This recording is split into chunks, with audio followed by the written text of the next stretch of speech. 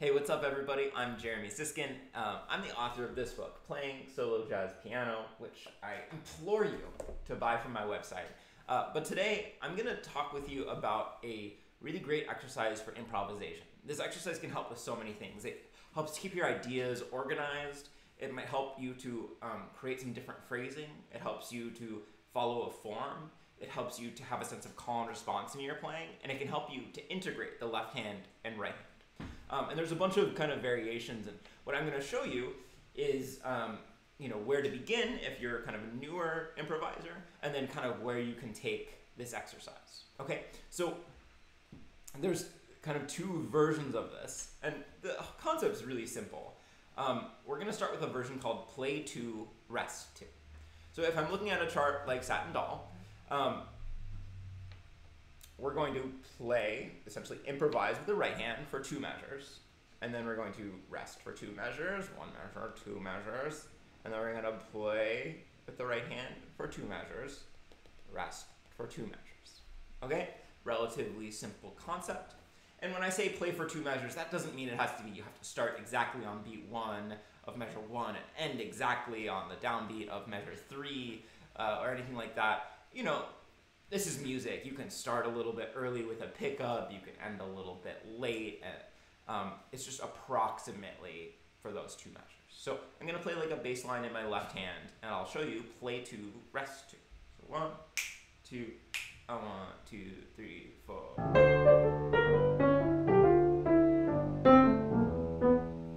Resting for 2. Now here's the A minor. Resting for 2.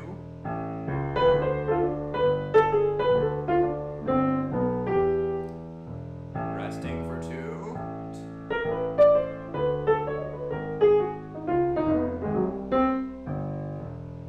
Okay, and this keeps phrases really nice and organized.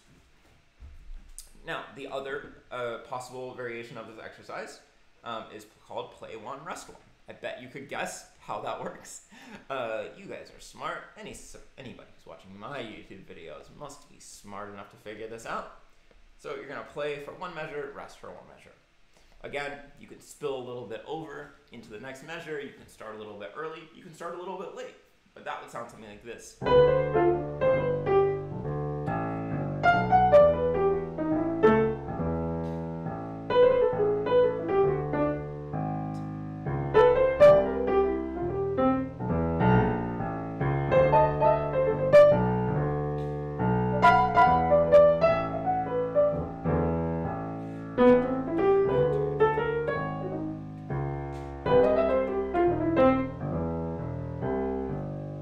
Super organized sounding, super organized feeling, and it has that sense of call and response that we like in jazz, right?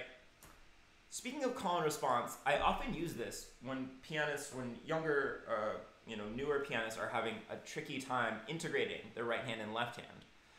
I'll use this exercise and we'll play 1 with the right hand, and then we'll play 1 measure with the left hand. So it would look like this.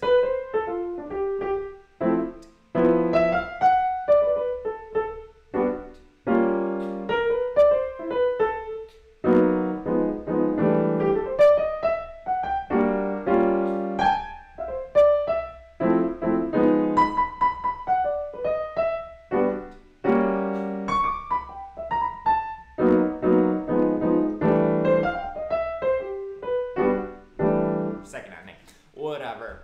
So you can see that I'm practicing playing with my right hand, but comping with my left. So it takes away some of the anxiety, some of the difficulty of coordinating both hands at the same time, but you still are working kind of both parts of the brain, if you will.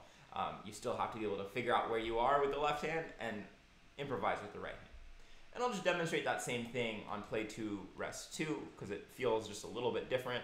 So again, you're going to play for 2 measures with the right hand, and then you're going to play for 2 measures with the left hand. So it's really going to be a call and response. So 1, 2, 1, 2, 3.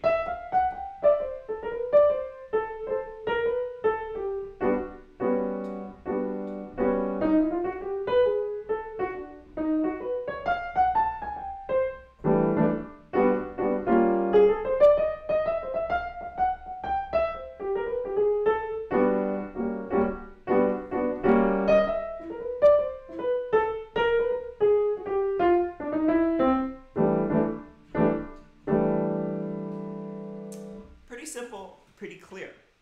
I always recommend this for students who are having a hard time following the form.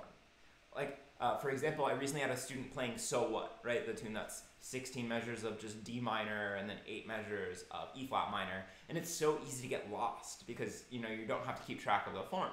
So instead of just saying, okay, play on D minor for however long, you can practice playing 2, 2, 2, 2, 2, 2, 2, 2, and then you'll be at the bridge. And then you do 2, 2, 2, 2, and then you'll be in the last A. And then you practice 2, 2, 2, 2, and then you're at the top again. So it helps to kind of subdivide some of these things.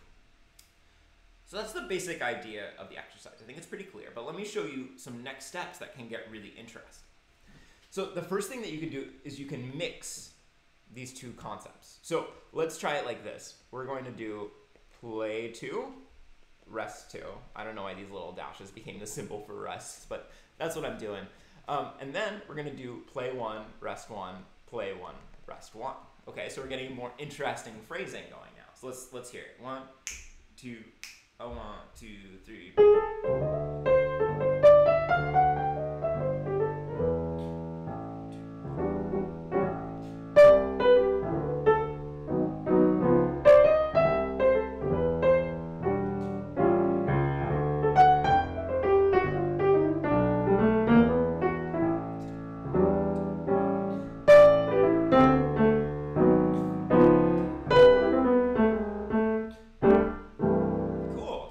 Now it doesn't feel quite as exercisey. We're starting to mix it up. And just for kicks, let's do the opposite. Let's start with play 1, rest 1, play 1, rest 1, and then we'll do, on the second half, we'll do play 2, rest 2. So 1, 2, 1, 2.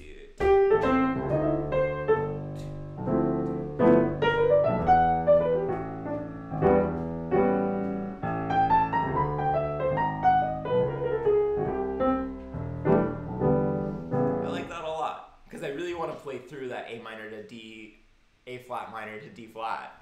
Otherwise, if you don't play during the A flat minor, D flat 7 bar, it feels a little bit bare. Now, let's take it a step further. That's what this YouTube channel is all about, taking everything too far. So we're gonna do it all in service of just trying to sell a bunch of books, So right now we're dividing everything so neatly into 2-bar, 4-bar phrases, starting with the playing. But we could, of course, start not with the play, but with the rest. So let's do play 1, rest 1, but we're going to play on the even numbered bars instead of the odd number bars. So we're going to start with a rest, play, rest. Oh no, I did it wrong. I'm glad that I went through in detail. Rest, play here, rest here, play here, rest here, and then play here. So here we go. So 1, 2, 1, 2, 3, rest.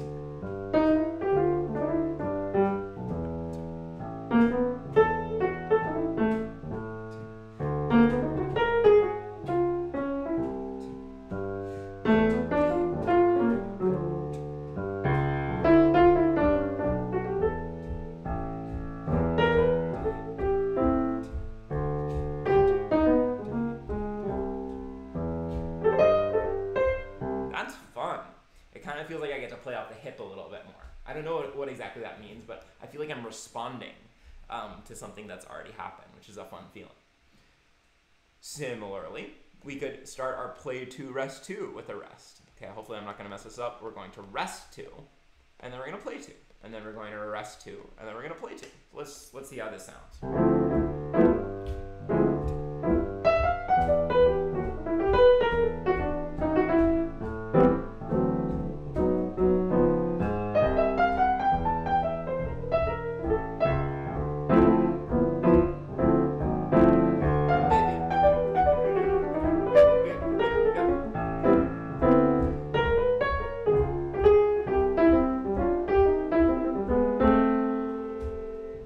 So that's kind of fun. It feels different. Or never stop being creative with these exercises. What if we started our play 2, rest 2 not on the first measure, but what if we started kind of in the second measure? right? So we're gonna just rest for one measure and start. Play 2, rest 2. Play 2, rest 1, and then it becomes 2 when you get past that first measure. So now we're kind of playing in the middle of 4-bar phrases instead of at the beginning or at the end, which is kind of cool, I think. 1, 2, ready, and...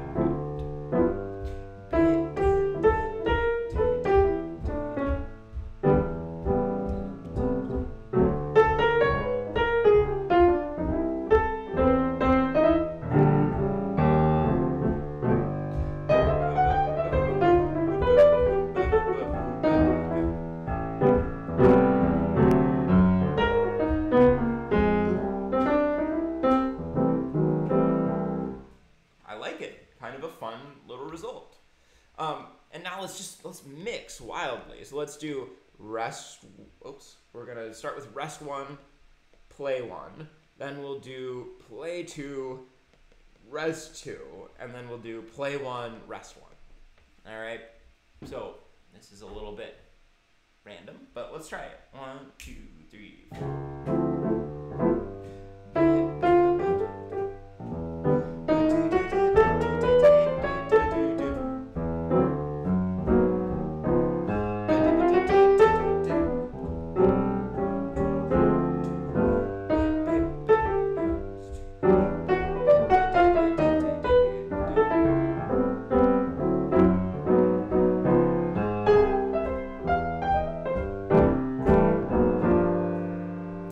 So what I'm doing, and what I think the value of this exercise is that I'm forcing myself into phrasing models, lengths of phrases that might be, not what I would normally do.